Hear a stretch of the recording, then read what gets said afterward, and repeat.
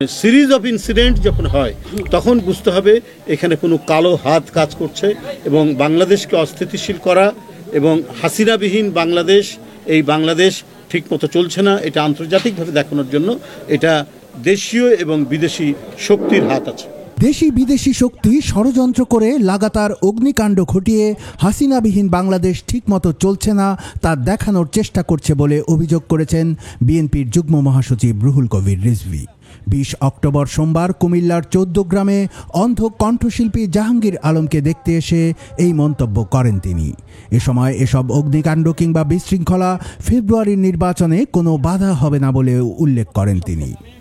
আমরা মনে করি যে নির্বাচন কমিশন এখন পর্যন্ত তাদের যে দৃঢ়তা তারা দেখিয়েছেন সবকিছু বিষয় সবাইকে অ্যাকোমোডেট করা এবং নীতির প্রশ্নে যে প্রশ্নগুলো নির্বাচন কমিশনের আইনের মধ্যে পড়ে না বা রাষ্ট্রীয় আইনের মধ্যে পড়ে না সেই ব্যাপারে তাদের দৃঢ় অবস্থান সব মিলিয়ে এখন পর্যন্ত আমরা যেটা দেখতে পাচ্ছি সেটা হলো নির্বাচন কমিশনের পক্ষে সক্ষম একটি অবাধ, সুষ্ঠু এবং ইনক্লুসিভ নির্বাচন সম্পন্ন করা।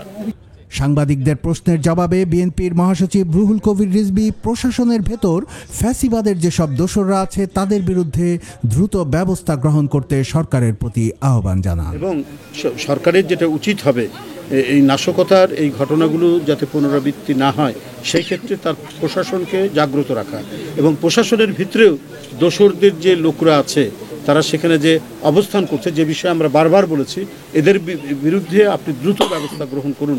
এই ব্যবস্থা গ্রহণ যদি আগে থেকে তিনি নিতে পারতেন তাহলে এই পরিস্থিতি হতো না।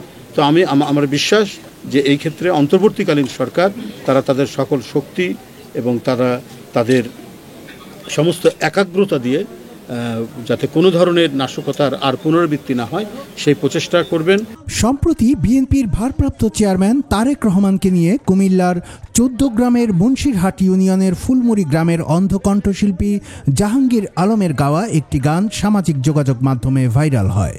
বিএনপির ভারপ্রাপ্ত চেয়ারম্যান তারেক রহমানের নির্দেশে দলের যুগ্ম মহাসচিব রুহুল কবির রিজভী ওই অন্ধ গায়কের খোঁজ খবর নিতে তার বাড়িতে আসেন।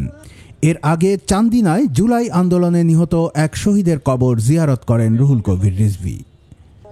এ সময় তার সাথে উপস্থিত ছিলেন বিএনপি চেয়ারপারসনের উপদেষ্টা হাজী আমিনুর রশিদ ইয়াসিন, কুমিল্লা বিভাগীয় সাংগঠনিক সম্পাদক অধ্যক্ষ সেলিম ভুঁইয়া, কুমিল্লা দক্ষিণ জেলা বিএনপির সাধারণ সম্পাদক আশিকুর রহমান মাহমুদ ওয়াসিম, জেলা বিএনপির সাবেক সদস্য আমিরুজ্জামান আমির, 14 গ্রাম উপজেলা বিএনপির সভাপতি কামরুল হুদা সহ বিএনপি ও অঙ্গ সংগঠনের নেতাকর্মীরা।